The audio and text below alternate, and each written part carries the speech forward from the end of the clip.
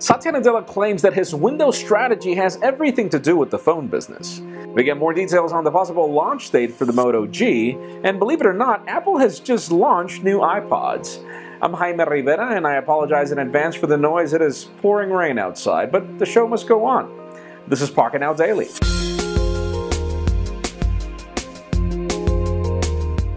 Believe it or not, the official news today are about the iPod, as Apple has just launched a new iPod lineup, and it includes a significant refresh to the iPod Touch.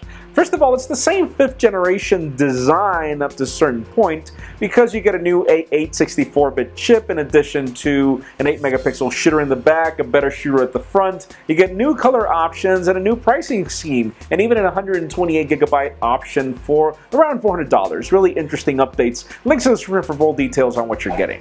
And if you do not remember the Commodore PET or PET, we don't blame you. That computer was built before I was born, which is a long time ago. But anyways, Commodore has just launched a new smartphone being dubbed the Commodore PET again, and it's got decent specifications, a very decent price tag at $300 almost for a 16GB variant. But the coolest part is that if you like the old school Commodore games, there are emulators for these games available. We're talking about pre-Atari days. This is really cool, but hey, let's see when it comes to the United States. Currently, it will only be available in Europe. And for those of you that have high hopes over the Samsung Gear A, which is its future round smartwatch, we've got good and bad news for some of you. First of all, well, we've got specifications. You're getting an AMOLED display. That was to be expected, but we also get a dual-core Exynos processor, 250 milliamp-hour battery. But for those of you that were waiting for this to run Android Wear, it won't. It will be running Tizen according to the sources, and with all the previous leaks that we've seen, we kind of knew that it was going to run Tizen. Let's just see how Samsung plans to boost it up to be better.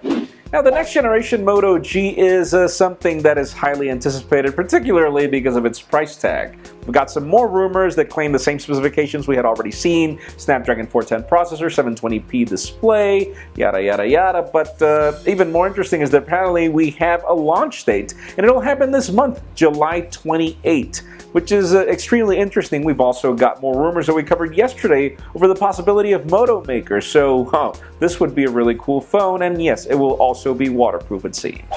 And finally, for the very interesting news of the day, Satya Nadella was in a recent interview, and he claims that you shouldn't worry about Windows 10 Mobile because the whole Windows 10 project had the phone in mind. According to him, making Windows 10 free and the fact that Microsoft is banking a lot on the Windows Store and fixing the way you can discover the store on Windows 10 is a way to boost mobile, as they are trying to have developers build apps for it because it's now free, and those apps will be easily ported to Windows 10 Mobile. According to him, it doesn't really matter if other OEMs build Windows phones because Microsoft will build Windows phones. But it does lead me to the question of the day.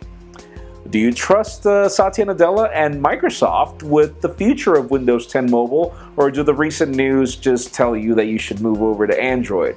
In my case, Microsoft has really done a terrible job lately, so I don't think I would trust the company anymore. But leave us a comment down below. How do you feel?